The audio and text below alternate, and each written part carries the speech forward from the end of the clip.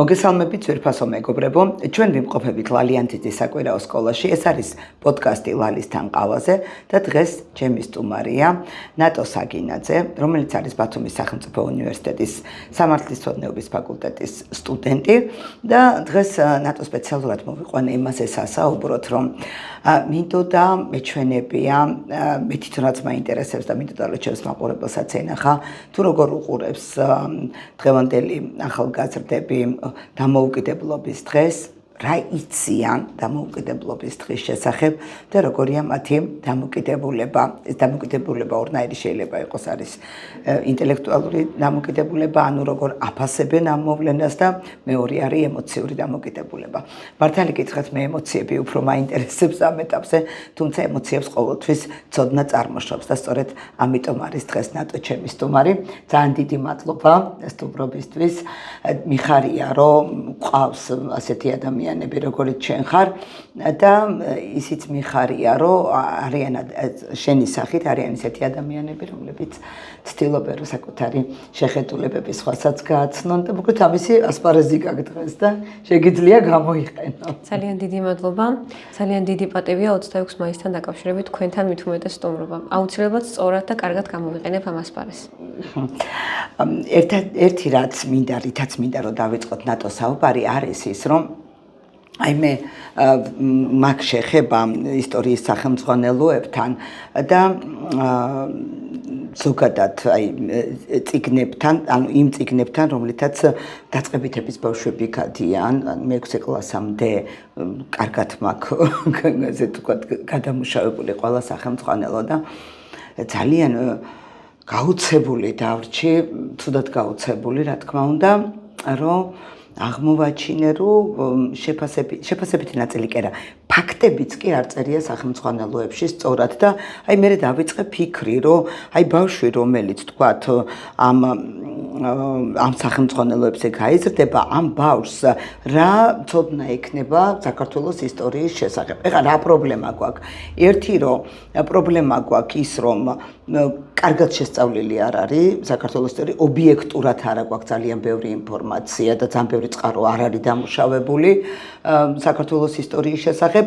მეორე პრობლემა არის, რაც ვიცით, ისიც კი არასრულად არის გადმოცემული. ეხლა რას გულისხმობ? მქონდა ასეთი შემთხვევა, რომ მე-5 კლასის სახელმძღვანელოში, გვერდით შემიძლია მე კომენტარებში დავდოუნდა ის გვერდი წიგნის, რომ იყო საუბარი, როგორ აუჯაყდნენ სვანები, როგორ აჯაყდნენ და საუბრობს ტექსტი იმაზე, რომ მტერმა 60% დაარბია და დაანგრია სვანური კოშკების, რომ სვანები ამითი დასაჯა. ვუყურებ და ტექსტში წერია მტერი, მაგრამ არცად არ წერია, რომ ეს მტერი არის რუსეთი. და ამის მერე სულ მეფიქრება, რომ აი ყველა სახელმძღვანელოს ბუნებრივი არ ჩავჯდომი ვარ, მაგრამ უბრალოდ რასაც წავაწყდი, ყველგან არის ასეთი არასწორი დამალული ინფორმაცია. ხო? და მიჩნდება კითხვა, რომ მაშინ გამოდის, რომ ჩვენმა ბავშვებმა, ჩვენმა მოსწავლეებმა ან თქვენი თაობის და თქვენზე პატარებზე არის ახლა საუბარი, არც კი იციან რა მოხდებოდა რეალურად, ხო? და ეს ის არცოდნა, რომელიც მე უკვე გაგდებს იმ არასწორ შეფასებებში, ხო? არასწორი შეფასებებს მე არასწორ ემოციებს წარმოშობს, ხო? აი ეს მაინტერესებს, რომ აი 26 მაისი, აი როგორ მოგეწოდებოდა საგანმანათლებლო სისტემებში, სადაც იყავი სკოლა იქნებოდა თუ უნივერსიტეტი და რა იცი ეს 26 მაისის შესახებ ცოდნა, შენი მოპოვებულია თუ მოგაწოდეს ასე მარტივად რომ ვთქვათ. უპირველეს ყოვლისა მე დაგეთანხმებით იმასთან დაკავშირებით, რომ ისტორია ან შეიძლება ცოტათი დამახინჯებული იყოს, გულისხმობ იმას, რომ ფაქტები შეიძლება არასწორად იყოს მოპოვებული და სტუდენტამდე ან თუნდაც სკოლის მოსწავლემდე არასწორად მიწოდებული, ან მაგალითად აი სულ სხვა ფაქტი, ანუ რადიკალურად განსხვავებული რეალობა იყოს ის, რასაც თვითონ ან სკოლის მოსწავლე ან სტუდენტი შეეჩეხება.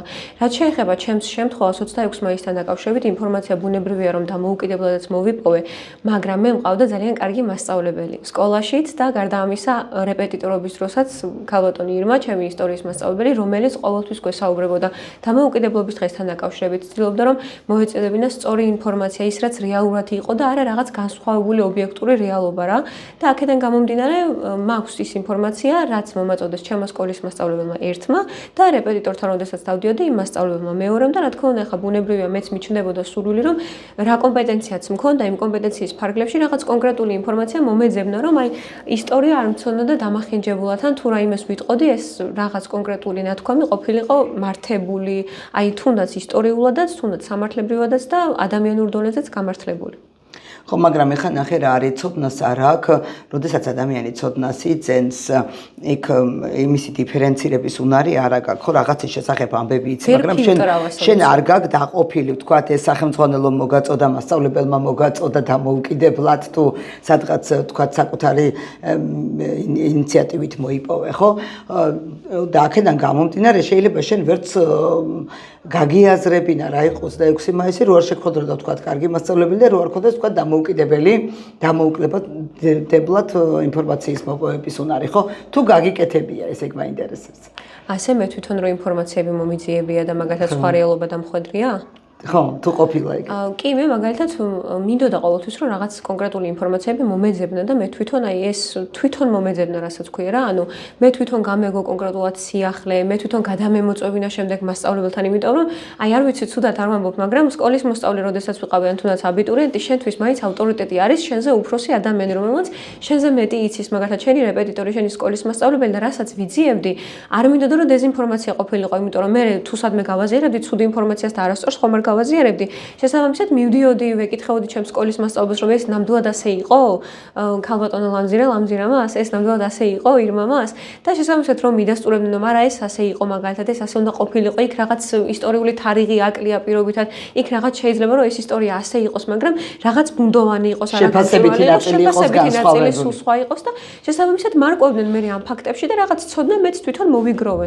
შეიძლება რაღაც განსაკუთრებული პროფესიონალი არ ვიყო, ჩემზე უფრო გაცილებით აი განათლებული ადამიანების არსებობენ, მაგრამ ვცდილობ რომ რასაც ვიპოვე, მოვიპოვო ჩემი ხერხებით, გადავამოწმო, სადაც საშუალება მაქვს რომ გადავამოწმო და შემდეგ საბოლოო ჯამში მივიღო სიმართლე, ის სიმართლე, რომელსაც გაუზიარებ ჩემზე პატარა ასაკის ადამიანებს და ჩემზე დიდი ასაკის ადამიანებსაც თუნდაც, იმიტომ რომ ცოდნა არასოდეს არ არის ზედმეტი.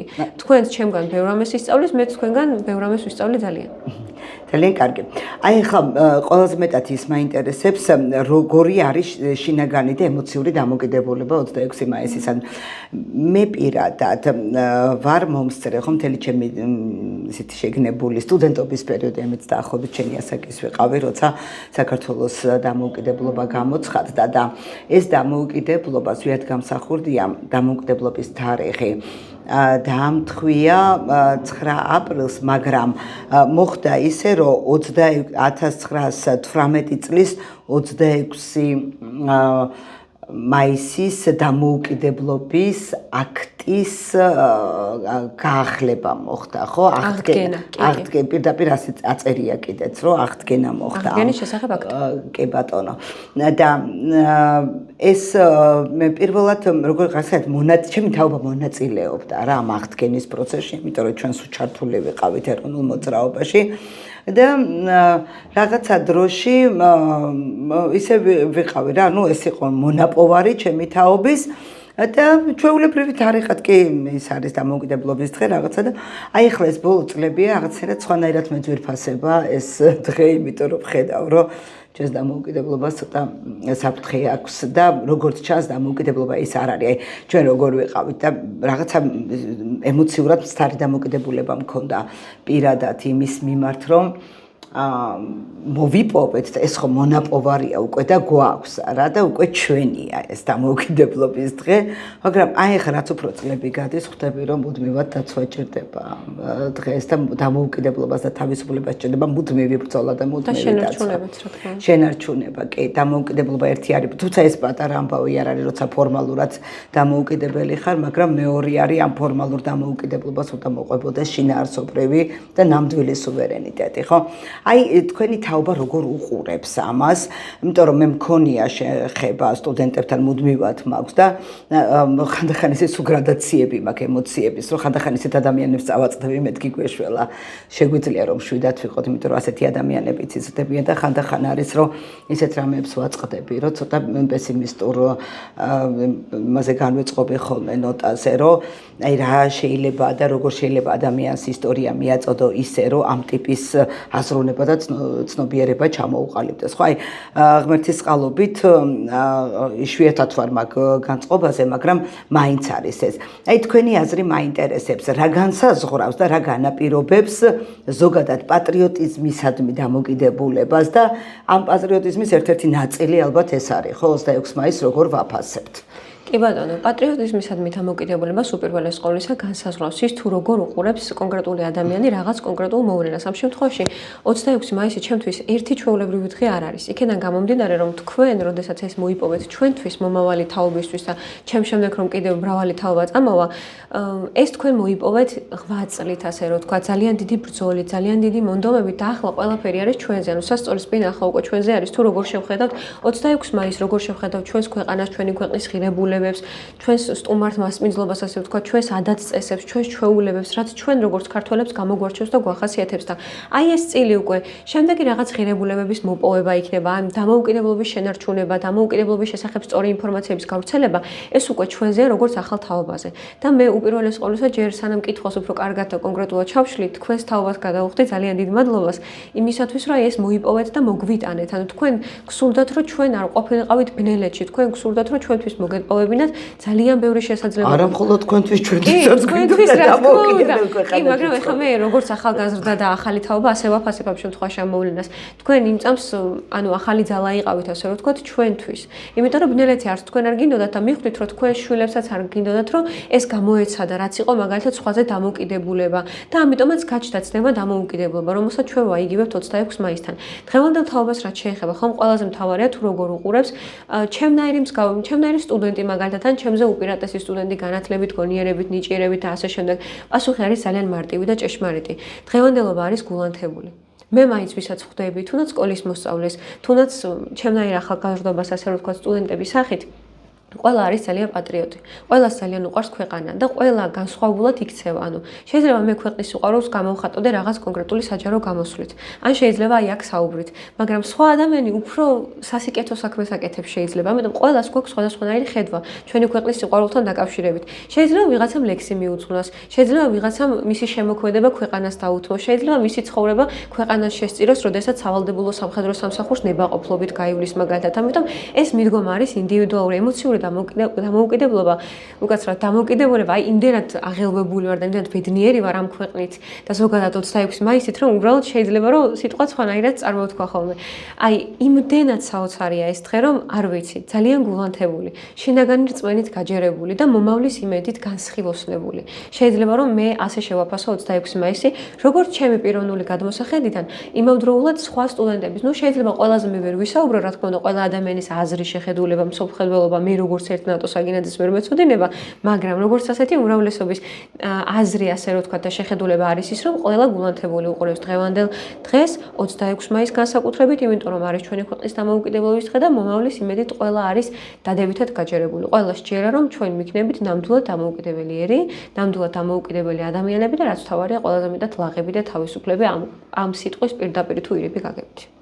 ხო, მაგრამ ახლა რომ გიყურებდი ძალიან ისეთი მიხარია, ეგეთი ოპტიმიზმი, მაგრამ მეორე ამბავი არის, რომ ერთი არის პატრიოტიზმი, მაგრამ მეორეა ვის როგორ ესმის უშუალოდ პატრიოტიზმის ცნება. ვიღაცა თვლის, რომ თქვათ რუსეთის მორჩილებაში არის პატრიოტიზმი, იმიტომ რომ ამითი ქვეყნის დაცვა ხდება თითქოს და მშვიდობის ხო თითქოს და სწორედ ეს არის მშვიდობის მოპოვების გზა.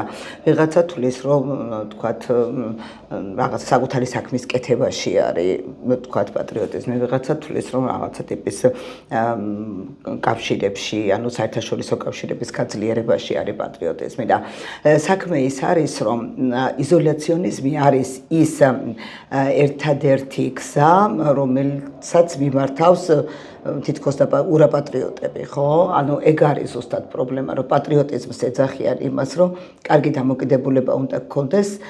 აი მოცემულ საუკუნეში, 21 საუკუნეში საქართველოს ყავს ერთადერთი მტერი. ერთადერთი, ხო? ჩვენ გავიარეთ ისტორია, როცა სხვადასხვა სამი იმპერიის იმაში იყავი, ხო, გადაკვეთაზე და მოახერხე, რომ რაღაცერად თავი გამოგეწრინა და უამრავი მტერი ყო, მაგრამ დღეს აღმოჩნდა, რომ თანამედროვე ცივილიზაცია მიდის იქამდე, რომ ერთადერთი მტერი ყავს ისტორიული და ეს არის რუსეთი, ხო? და ხან ძალიან ხშირად არის, რომ ეგ თქვა ხან ირანზე და ხან თურქეთზე არის ხოლმე აპელირება როგორც მტერი ამ კონტექსტში, მაგრამ ეს ხო ისტორიულად უკვე დასრულებული პროცესია, ხო? ერთადერთი არის, ვისაც ჩვენს მიმართ აქვს ტერიტორიული პრეტენზიები, ვინც წაგვართვა, დაგვიჩეხა ქვეყანა, დაგვიჩეხა ბიჭები, გაგვანადგურა და მე მინახავს ადამიანები, რომლებიც დღეს 21 საუკუნეში ბედავენ იმას, რომ ამბობენ, რომ 9 აპრილს რაღაცა ადამიანები დაიღუპა ჭყლეტაში. ეს ბექა ვარდოსანიძე პირდაპირ აი ესე ურცხვად უტიფრად ლაპარაკობს ამას, ინტერვიუები არის, რომ დაგუგლო პირველი მაგას ამოგიგდებს. რომ ადამიანები დაიღუპა 9 აპრილს ჭყლეტაში და თქვენ როგორ ფიქრობთ? ეხლა მესმის თქვენი პათოსი, რომ ძალიან კარგია პატრიოტიზმია, თითქოს და ეს შენეხმული, მაგრამ ძალიან დიდი ბუტიშმა რომ ვერ მივიღებ ამას პატრიოტიზმად და საქართველოს მოსისხლე, რომელიც აი კლავს პირდაპირ, როგორც კი მოდერნიზაცია დაიწყე ქვეყნის, როგორც კი რაღაცა განვითარების ორი ნაბიჯი გადადგი, ეგრევე ტანკებით წამოვიდა. არ გაძლევს საშუალებას, რომ განვითარდე. უნდა იყო მასავით ჩაბუდებული რაღაც შუა საუკუნებრივ აზროვნებაში, რაღაცა გამოგონილ უტიფარ ტყუილებში, იმ ტიპის ტყუილებში, რომ ფაქტობრივად აი არგუმენტიც არ აქვს, რა უნდა ელაპარაკო, როცა ასეთ უტიფრულ ტყუილებს მოისმენ, ხო? აი ამ ცნობიერებას რა უნდა მოუხერხოთ, როცა არის ეს ახალგაზრდებშიც არის მე მინახავს. აი, რადგან ახალგაზრდა ვარ, იქიდან გამომდინარე, რომ ვარ ახალი თაობის წარმომადგენელი, ალბათ უფრო კარგად ვისაუბრებ ახალგაზრდების დამოკიდებულებაზე ამ თემასთან მიმართებაში. კი, მაგიტომაც ხარ აქ მოწვეული. კი, დიახ, რა თქმა უნდა. ზოგადად ვფიქრობ, რომ ქვეყნის მტერი ან მტრები შეიძლება რომ ახალ თაობასაც მოსწონდეს და უყვარდეს. თუმცა ეს ჩანს საზოგადოების ნაწილში. ანუ ნახეთ საზოგადოება რო გავანაწილოს, ზოგიერთი არის მაგალითად პროგრესულად მოაზროვნე, რომ მაგალითად განვითარება უნდა. ზოგიერთს კი მაგალითად შეიძლება მისი მტერი უყვარდეს, ხო? ანუ ყველა ადამიანი საკუთარ მტერი უყვარდეს, ანუ ქრისტიანული სიყვარულის სარგულის, ხო? ანუ ნახეთ, მე არ ვიცი ზოგადად ვისაც მტერი უყვარს ის რას გულისხმობს ამ პათოში, იმიტომ რომ მე მსგავს შეხედულება შეიძლება რომ ამ შემთხვევაში თქო უნდა არ ვიზიარებდე. თუმცა მაინც ანუ შეიძლება საბჭოთა გადმონაშთის მსხვერპლი არიან ეს ახალგაზრდები, ან შეიძლება მაგალითად იმ წამს მშობლები რომ ასე აღიზარდნენ იმ საბჭოთა მენტალიტეტით, ის მენტალიტეტი გადმოყვათ მაგალითად და შეიძლება ყოველ კონკრეტულ შემთხვევაში დამოუკიდებლად მსჯელობას ვერ ავითარებდნენ, იმიტომ რომ მათ ასე ასწავლეს, მას ასე ასწავლეს მაგალითად, მშობლებმა ასე აუხსნეს მაგალითად და მანაც შეიძლება რომ კონკრეტული ინფორმაცია ვერ მოიძია მაგალითად და ისე გააკეთა და ისე გამოვიდა სიტუაცია. აი უნებლიეთ არის, ხო, შესაძლებელი და რომ დაფიქრდეს და რომ დაუჯდეს ჭკვიან განათლებულ ადამიანს, რომელიც დაანახებს ნამდვილად იმას, რაც არის, რაც რეალურად მოხდა. მაგალითად, ვინც გამოიარა ეს 9 აპრილი პირობითად, ვინც შეესწრო იმ წამს 26 მაისის მოვლენებს მაგალითად, რა ყველაფერი როგორ მოხდა, შეიძლება შეიცვალოს იმ ადამიანმა მსჯელობა. შესაბამისად, მე არ მაქვს მსგავს ადამიანთან პირობითად სიმართლე რომ გითხრათ ურთიერთობა, ვინც მსგავსად ფიქრობს და რაღაც კონკრეტული მოსწონს, რაზეც ეხა უკვე ვისაუბრე. შესაბამისად, კომპეტენტური შეიძლება ვერ ვიყო და ვერ ვთქვა, მაგრამ რომ განვიხილოთ ეს საკითხი, თუ დაუჯდება ისეთ ადამიანს, რომელიც არის მასე მეტად განვითარებული, განათლებული, ანუ ჩახედილი ამ საკითხში და ის ადამიანი ნამდვილად სწორ რეალობას დაანახებს, შეიძლება რომ იმ ადამიანმა აზრიც კი შეიცვალოს მაგალითად. და აი აქეთ სასწორის მეორე პირაზე ვხედავთ ადამიანებს, რომლებმაც სწორად გაიგეს ეს მოვლენები, ანუ სწორად აღიქვეს ეს ყველაფერი, იციან რომ 26 მაისი არის ბედნიერების დღე, როგორც დამოუკიდებლობის დღე, იმიტომ რომ შენ თუ დღეს რაღაც თავისუფლად სუნთქავ მაგალითად და შენ თუ დღეს თავისუფლად ხარ და შენ თუ დღეს მაგალითად შენ საკუთარ საყვარელ საქმეს კარგად აკეთებ და გაქვს ამის რესურსი, ენერგეტიკული დროის რესურსი, რაღაც შესაძლებლობა, ეს არის ამის მონაპოვარი, ხო? რომ არა 26 მაისი და რომ არა ქვეყნის დამოუკიდებლობა პირობითად და რომ ისევ იმ მარწუხებში ყოფილიყავით, შეიძლება ამდენი რაღაც ვერ გაგვეკეთებინა. რაზეც პირობითად იძახით, რომ მტერი მაგალითად აი პირობითად მოქმედებს იმის გამო, რომ ჩვენ ძალიან მეტად განვითარდით. რომ დავრჩენილიყავით იმ მარწუხებში, ამ დონემდე ვერც მივიდოდით ჩემი აზრით. ბნელეთში რომ დავრჩენილიყავით, ამდენ სინათლეს ვერ ვიპოვიდით. სინათლეს ვერ ვიპოვიდით საკუთარ საქმეში, სინათლეს ვერ ვიპოვიდით ჩვენს ქვეყანაში, პატრიოტიზმში. ვერ ვიპოვიდით, დავრჩებოდით იმ წარსულში, გვექნებოდა იდენტური აზროვნება, ყველა იქნებოდა ერთნაირი და არც ერთი განსხვავებული აზრი არ არსებობდა. პირობითად შეიძლება განათლების უფლებასთან დაკავშირებით, ხომ? მაგალითად, რაღაცები, ანუ შესაძლებლობები დაწვრილმანდებოდა, იქნებოდა იზოლაცია, ანუ არ გვექნებოდა საშუალება რომ განვითარებულიყავით და არ გვექნებოდა საშუალება რომ აი სახელმწიფოს მაგალითად ცალკე უპირებს ხელი შეეწყოთ იმისათვის რომ განათლება სხვაგან მიგვეღო პირობითად. დავრჩებოდით ერთნაირად.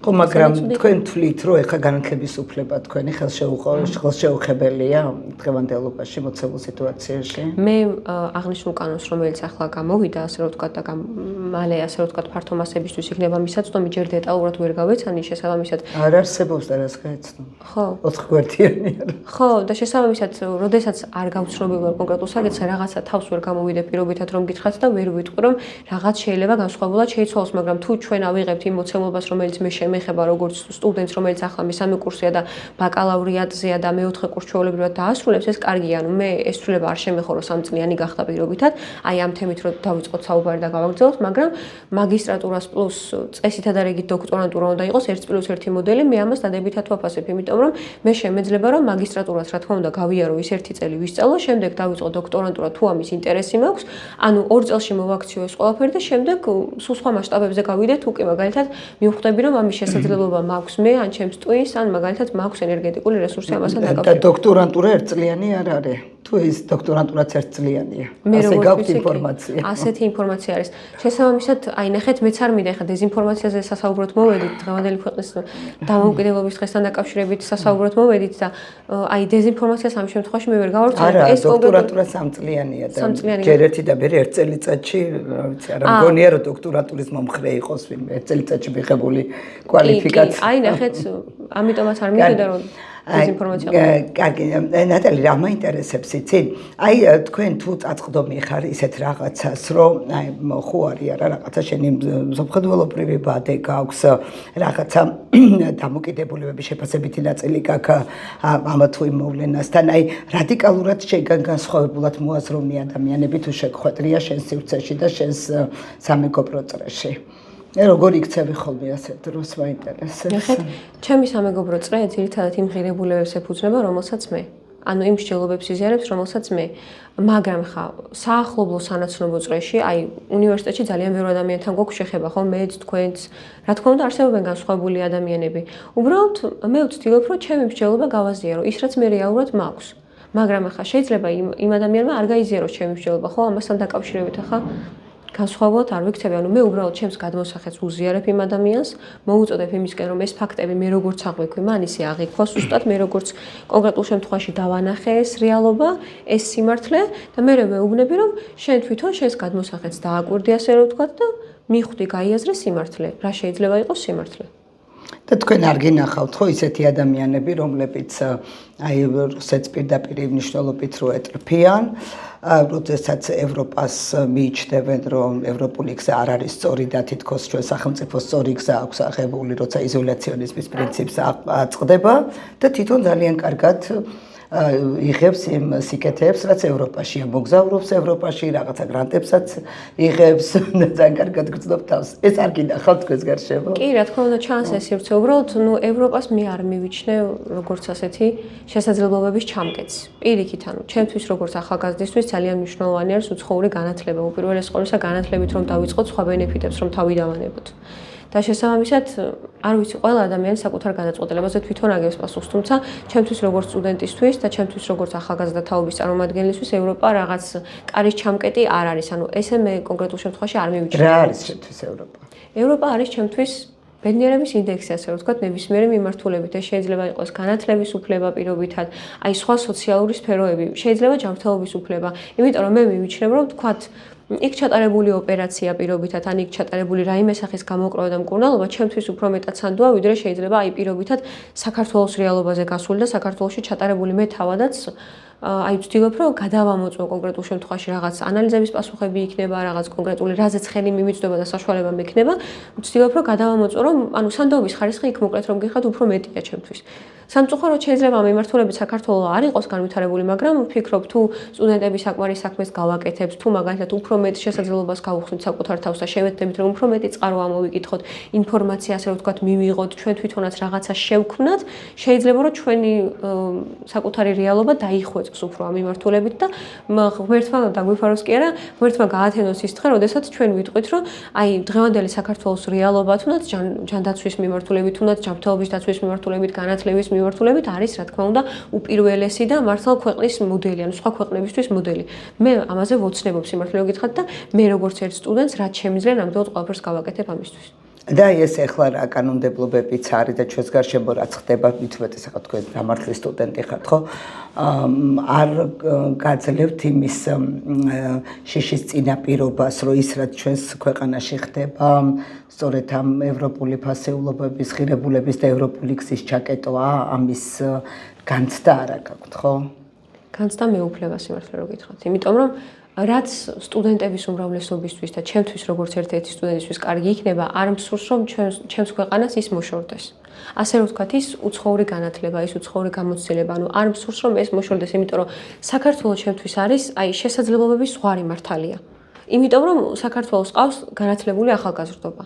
განათლებული, გულანთებული პატრიოტი ახალგაზრდები და არ მინდა რომ ჩვენთვის ის მიუწვდომელი იყოს ის განათლება პირობითად. მინდა რომ პირიქით უფრო მეტი კარი გაიხსნას და არ მინდა რომ რაღაც კონკრეტულ დონეზე საქართველოს დაშორდეს ან ევროპას მაგალითად ან მოხდეს ისე რომ ვერ ავითვისოთ ის ბენეფიტები, რომლებიც ჩვენ შეგვიძლია რომ რეალურად ავითვისოთ, იმიტომ რომ ვფიქრობ რომ ქართულ სტუდენტებს გვაქვს იმის რეალური შანსი, პოტენციალიც კი, თუ ხმა მაგალითად ცუდი განცხადება არ გამომივა, რომ იმ ბენეფიტებით პირობითად ვისარგებლოთ და უფრო მაგარი სპეციალისტები დაუბრუნდეთ ჩვენს ქვეყანას და აქ ყველაზე მთავარი ხაზი და ბმა გადის იმაზე, რომ თუ ჩვენ წავალთ ჩვენი ქვეყნიდან, თუ ჩვენ მივიღებთ უცხოურ განათლებას პირობითად და იქაურს პერსპექტივებს, ის ჩამოვიტანოთ და უნდა დაუბრუნდეთ ჩვენს ქვეყანაში და დავაფუძნოთ ის მოდელი, რომელიც გვინდა რომ ნამდვილად არსებობდეს ჩვენს ქვეყანაში. ანუ მე არ ვარ იმის მომხრე, რომ თქვათ, წავედი განათლების მისაღებად და გადავიკარგე, იმიტომ რომ ჩემთვის ძალიან მტკივნეულია ეს როგორც სტუდენტისთვის, რომ მე თუ ოდესმე მექნება შესაძლებლობა რომ გავიხედო ფართო მასშტაბზე, ან წავიდე რომელიმე უცხოურ სახელმწიფოში იმისათვის რომ განათლება მივიღო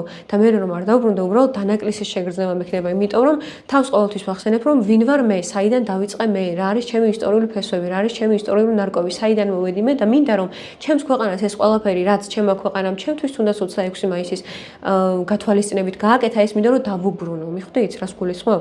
მინდა რომ ჩემს ქვეყანაში განვითარდე, მე ხო განვითარდები და წავალ სხვა ქვეყანაში პირობითად იმისათვის, რომ განათლება მივიღო. მინდა რომ ის უცხოური გადმოსახედი, ის უცხოური პერსპექტივა, რაც თუ კარგია ჩემთვის, როგორც სტუდენტის ობიექტური თვალისთვის, ის ჩამოვიტანო აქ, რომ სხვასაც მივცე შესაძლებლობა იმისა, რომ განვითარდეს მაგალითად და სხვისთვის გზის გაყვალვა უფრო მარტივი იყოს.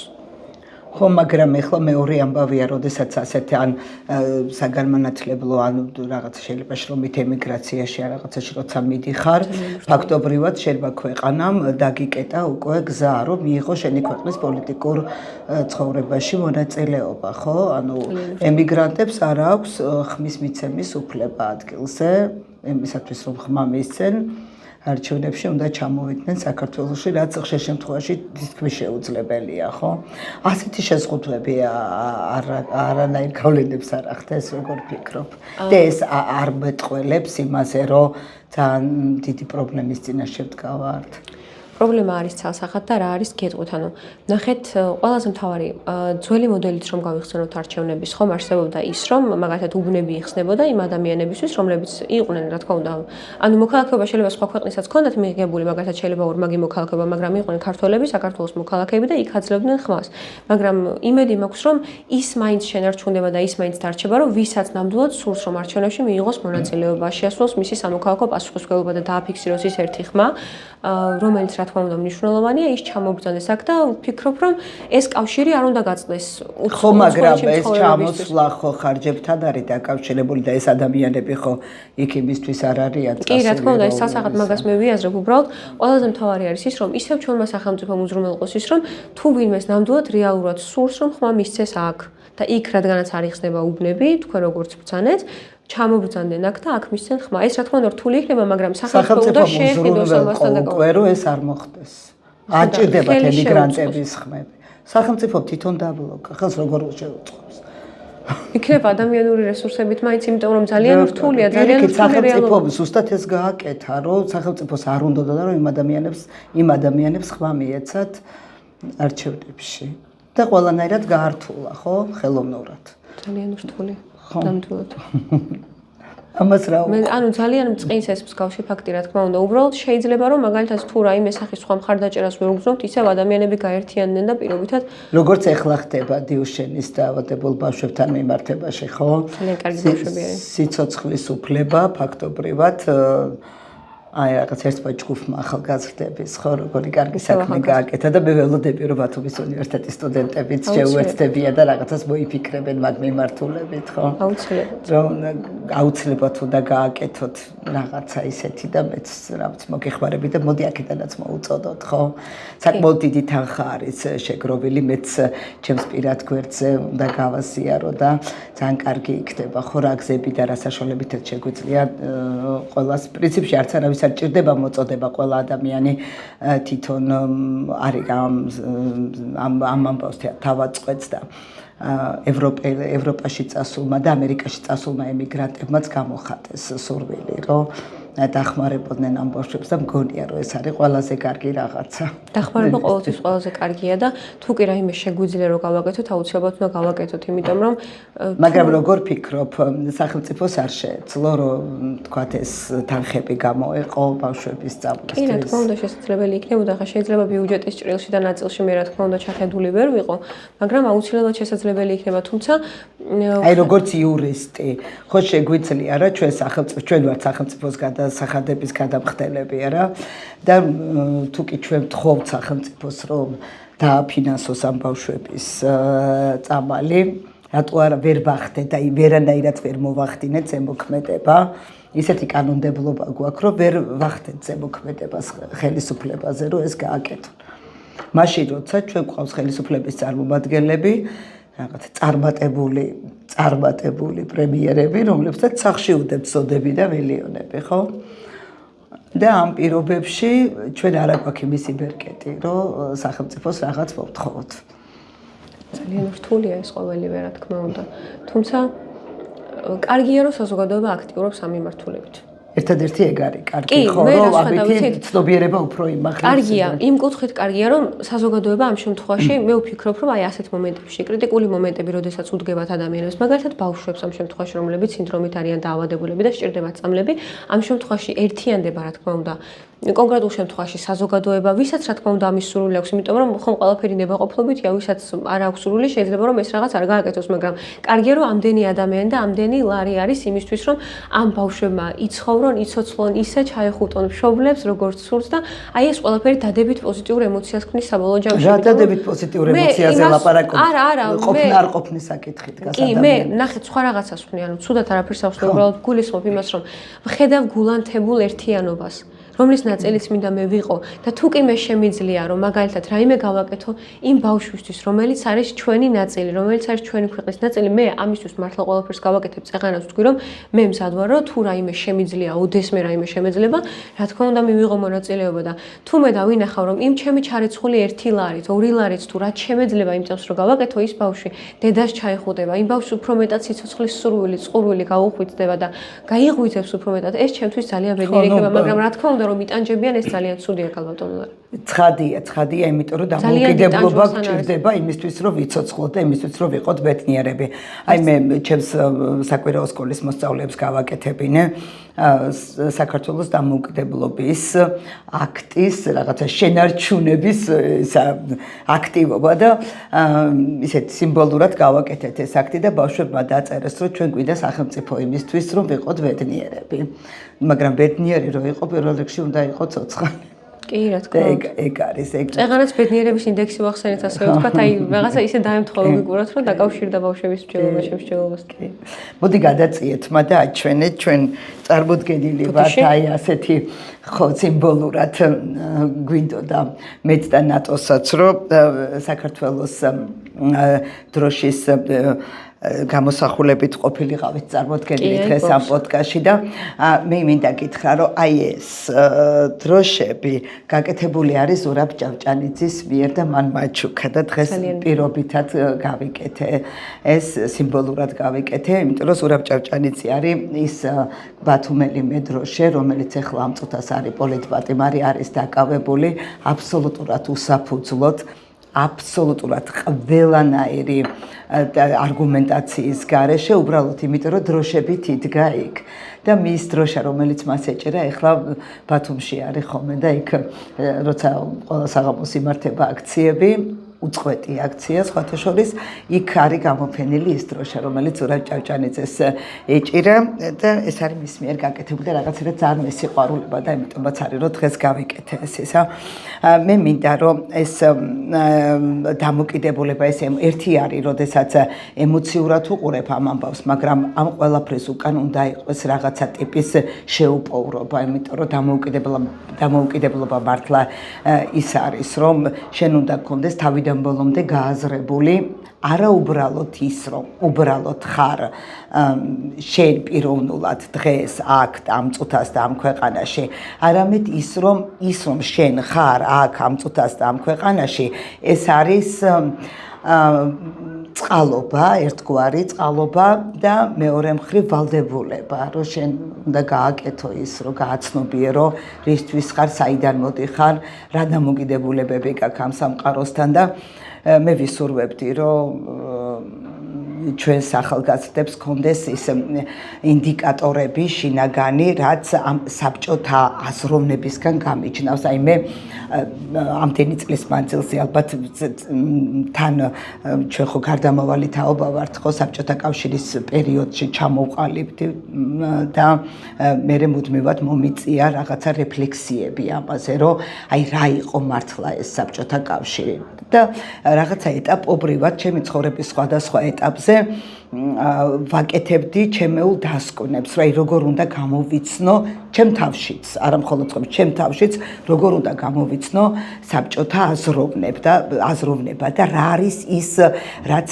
ასე ხლართავდა ტვინებში, ისეთ ბადეებს, ადამიანებს განვითარების საშუალებას არ აძლევდა და ერთ-ერთი არის ის როცა ადამიანებს აქვს საოცარი მოთხოვნილება აიკრძალოს რაღაც. აი რაღაც არ მოეწონება, მას არ უნდა და იძახიან აიკრძალოს. ანუ სიტყვა აკრძალო. აიკრძალოს, აი ასე, აი მაგალითად არ არის კარგი TikTok-ი, ვიღაცას არ მოწონს ისა და აიკრძალოს TikTok-ი. რატომ უნდა აიკრძალოს? არა, ნახეთ, აკრძალო არის რაღაც უკიდურესი, ბოდიში გაგაწყვეტინეთ, აკრძალო არის რაღაც უკიდურესი ზომა, რაც აი როგორც პატიმრობა არის რაღაც კონკრეტულ შემთხვევაში უკიდურესი ზომა და მაგამდე გვაქვს რაღაც კონკრეტულები, აი ზუსტად ასე არის აკრძალვა. შეიძლება რა თქმა უნდა და არის ჩვენს ქვეყანაშიც TikTok-ი დაშვებული ნებადართული, მე მაგალითად მომხმარებელი არ ვარ, მაგრამ მე ვერ ვიტყვი რომ თქვენთვის პირობითად აიკრძალოს TikTok-ი. იმიტომ რომ ერთია მე რომ არ ვიყენებ, მაგალითად და არ მაქვს, მაგრამ მეორეა თქვენ რა მიზნით იყენებთ? თქვენ თუ ამას საგანმანათლებლო მიზნით იყენებთ, თქვენ თუ აქ თქვენს პოსტებს პირობითად ტვირთავს და იმას რაც თქვენი საქმიანობისთვის არის დამახასიათებელი, ეს არის სასარგებლო რადგან სხვისთვისაც მაგალითი იქნება. არა, შეიძლება არც იყოს არც იმისა ვიღაცისთვის, მაგრამ რას ნიშნავს აიკრძალოს, რატომ უნდა აიკრძალოს? იმის გამო რომ შენ არ მოგწონს, უნდა აიკრძალოს. იმის გამო რომ შენი შვილი ვერ გაგიკონტროლებია, შენი შვილისთვის მიმართულება ვერ მიგიცია, სწორად ვერ გაგიზრდია, იცახი რომ იცი რა უნდა აიკრძალოს. ანუ გარემოს ცვლი და არა იმას, რომ შენს დამოკიდებულებას ამ გარემოსთან. ეს აიკრძალოს არის ერთ-ერთი ინდიკატორი იმისა, თუ როგორ ახდენს, როგორ გვაქვს ჩარჩენილი ეს საბჭოთა აზროვნება. მეორე, რაც არის, ეს არის შეუსაბამობა, აი მისი განცდა საზოგადოებაში, რომ შესაბამისობა დანაშაულსა და დასჯას შორის იყოს ადეკვატური. აი მაგალითად ვამბობ, რომ აი ეს როგორ შეიძლება და უკვე იყო უკვე შემთხვევები, ხო, რაღაცა ვამბობ. იყო შემთხვევები, რომ Facebook პოსტის გამო 15 დღით დაიჭირეს ახალგაზრდა მამაკაცი. 15 დღით ჩასვეს ციხეში ახალგაზრდა მამაკაცი, იმიტომ რომ Facebook-ზე დადო გინება. ვიღაცა შეაგინა. ხო, არა. ამის გამო ხო. მაშინ, როდესაც იმის გამო, რომ ვიღაცამ შეიგინა, საქართველოს პრეზიდენტი გახდა. ხო, მეტი დამსახურება ხო იმას საქართველოს წინაშე არ აქვს, რომ კარგად გულიანად მამაპაპურად შეიგინა, ამის ხარჯზე პრეზიდენტი ხდება და ვიღაცას რო შეიგინა იმ მიმართულებით, რომელიც ვიღაცას არ მოეწონა, გახდა მისი დაპატიმრების მიზეზი. აი ეს არის კიდე. და როცა ამას ვაპროტესტებდი, სხვათა შორის ახლა მე ერთ თაობას ახალგაზრდების ერთ ნაწილს ვცემ პასუხს, იმიტომ რომ მქონია ამაზე საუბარი და მითხეს რა კარგია, როცა იგინებ, რა თქმა უნდა არ არის კარგი. როცა იგინებიან, რა თქმა უნდა, არ არის კარგი, როცა არასწორად პოზიციონირებენ ასეთ ღია სივრცეში, მაგრამ ხო შეგიძლია შეაფასო უთხრა, რომ იცი რა არ მომწონს, დაბლოკო, არი მეგობრო, ხელი არ ჩამოართვა, უთხრა, რომ არ მომწონს შენი პოზიციონირება, მაგრამ ის რომ ამის გამო დაიჭირო, აი ეს არის პრობლემა, რომელსაც ჩვენ ვერ ის რომ ქალაქი გავსებული არის მანქანებით და ვერ გადაადგილდებით ტროტუარებზე დგას ავტომობილები, თან ეს ავტომობილები ხო ის არ არის ძალიან ჩინოსანი ადამიანების ავტომობილები დგას ტროტუარებზე და ადამიანებს უშლის რეალურად გადაადგილებაში ხელს და აქციის მონაწილეებს იჭერენ იმის გამო რომ ტროტუარზე დგანან. მანქანა უნდა იდგეს ტროტუარზე ადამიანები არა, ხო? ეს არის მე მგონია რომ ზუსტად არაადეკვატურობა და საბჭოთა ცნობიერების გავლენა. ასევე საბჭოთა ცნობიერების გავლენა არის, როდესაც გვაქვს საშინაო და საგარეო აზროვნება. ანუ არის რაღაცა, რასაც შეიძლება ჩუმად რაღაცა ჩვენთვის ჩურჩულებდეთ და ვამბობდეთ და მეორე არის, როცა პოზიციონირებ ისე რომ თითქოს რაღაცა ესეთ მაღალ მატერიებზე საუბრობ, მაგრამ ესეთ კონკრეტული პრობლემები, როგორც ახლა დაუშვათ ჩამოთვალე, შეიძლება არც მიიჩნიო განხილვის საკრად, ხო?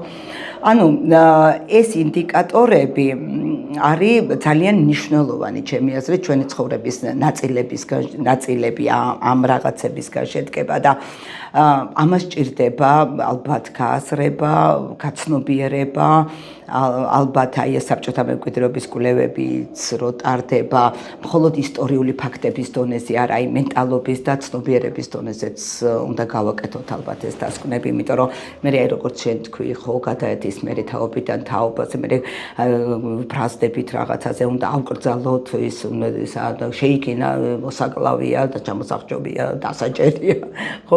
ანუ ეს არის სწორედ არატოლერანტობის ის ფორმა, რომელიც ზუსტად ყველაზე მეტად გვაშორებს ევროპისგან. ასეთი აზროვნება. სხვა დანარჩენი ჩვენ კულტურა და ცივილიზაცია ყოველთვის ევროპული ქონდა და ეხლაც ევროპული ვარ. გარეგნულადაც, გენეტიკურადაც, ფიზიონომიითაც ევროპელები ვართ, მაგრამ ეს არის ზუსტად ეს საბჭოთა მემკვიდრეობა, რომელიც ასე ხუზების სახით გვაბრუნებს უკან და ეს ძალიან მნიშვნელოვანია, რომ თქვენთან ახალგაზრდა თაობაში მეტი გულწრფელობა იყოს, რასაც ფიქრობ პირდაპირ უნდა თქვა, არ არის საჭირო ორმაგი ცნობიერება, არ არის საჭირო ორი დონის ცნობიერება, რასაც ფიქრობ ის უნდა თქვა, სუფთა იქნები ღმერთის წინაშეც, საკუთარი თავის წინაშეც, ქვეყნის წინაშეც და ალბათ სამყაროს წინაშეც. მოდი ასე ვთქვათ. ხო არ ვიცი ხა რამდენად მოვახერხეთ ჩვენ რომ ეს რაღაცერად ფოკუსირება მოგვეხდინა ამ თარიღის გარშემო, მაგრამ ჩემთვის სახელმწიფოებრივი დამოუკიდებლობა არის წინაპირობა იმისა, რომ მე როგორც ადამიანი, მე როგორც პიროვნება ვიყო თავისუფალი. მე თუ ვსივარ, თქვა, სადღაც ამ პირდაპირ ეთერში ან სადღაც და მე ვფიქრობ იმაზე, რომ მე თუ ჩემი აზრი ვთქვი, ამით შეიძლება ვიღაცა საკუთარი თავი დავაზიანო და ვიღაცამ შემომხედოს რაღაცა სხვანაირად და მე თუ ამაზე ფიქრი მიწევს, ესე იგი მე არა ვარ დამოუკიდებელ ქვეყანაში და ეს არის პრობლემა. და მე გისურვებ, რომ შენ რო აი ჩემხელა იქნები უკვე ესეთი კითხვები და ასეთი დამოკიდებულებები არ ქონოდეს. მე ვისურვებ, რომ ჩვენ მუდმივად განვითარდეს, რაც ყოველთვის მოძრაობა იქნება. და ეს ჩვენი ქვეყნისთვის ასიკეთო ყოფილი იყოს.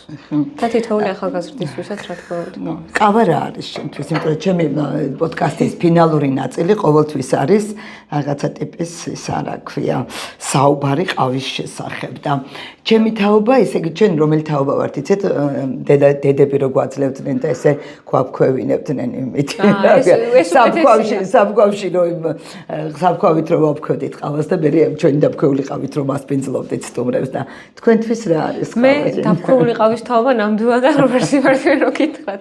მე უფრო ხსნადი ყავის თაობა ვარ, ასე რომ ვთქვათ, ჩემთვის ყავა არის არა მარტო გამოფხიზლების საშუალება, არამედ ის რომ ყავა არის ხელოვნება. ყავის მოდუღებაც არის ხელოვნება, ყავის მირთმევაც არის ხელოვნება და ყავასთან საუბარიც უკვე არის ხელოვნება. კი, მე მგონი გამოგვივიდა. გამოგვივიდა. თან თემატური ჭიქების ფონზე. კი. ნამდვილად. დავემშვიდობოთ მაშინ ჩვენ მაყურებელს. ეს იყო პოდკასტი ლალისთან ყავაზე. დღეს 26 მაისია და მე მინდა რომ ეს დამოუკიდებლობა მარტო ქაღალდზე ფურცელზე არ იყოს, დამოუკიდებლობა გქონდეს რეალური და ვიქცეოდეთ და ვაზროვნებდეთ ისე, როგორც აზროვნებს სუვერენული ქვეყნის მოქალაქე. მე კი გისურვებთ იმას, რომ მუდმივად ვიყოთ დამოუკიდებლები, მუდმივად ვიყოთ თავისუფლები და მუდმივად ვიყოთ ყველაზე ნამდვილები, ანუ საკუთარი თავები. კარგად ვცანდებოდეთ. და ტრადიციული მილოცვა არ გვინდა, არ მილოცოთ კიდევ ერთხელ 26 მაისი მილოცოთ კიდევ ერთხელ. მილოცოთ, აბა როგორ მე შენ გაძლო მაგის საშუალებას. ჩემო ძვირფასო მეგობრებო, გილოცავთ ქვეყნის დამოუკიდებლობის დღეს 26 მაისს და გისურვებთ იმას, რომ მხოლოდ ფარატინა ფურცელზე, ქაღალდზე ჩვენთვის უპირატეს დოკუმენტზე არ ყოფილიყოს 26 მაისი ასახული, 26 მაისი ყოფილიყოს ჩვენს გულებში, ჩვენს გონებაში, ჩვენს სულში და მუდმივად ვიღწოდეთ ჩვენი ქვეყნისთვის, რაც ყველაზე მთავარი იქნება ჩემი აზრით. და თუ კი შეგვეძლება რომ მოდესმე ჩვენი ქვეყნის განვითარებაში რაიმე წვლილი შევიტანოთ, თავი არ დავზოგოთ და მუდმივად გამოვადგეთ ჩვენს ქვეყანას და ვიყოთ ჩვენი ქვეყნის პატრიოტი შვილები. უღმესი მადლობა. მეც ვისურვებ, რომ ქვეყანა და ქვეყნის აღქმა იყოს არა მხოლოდ ტერიტორია და საზღვრები და მისი გრაფიკული გამოსახულება, არამედ ეს იყოს ადამიანები.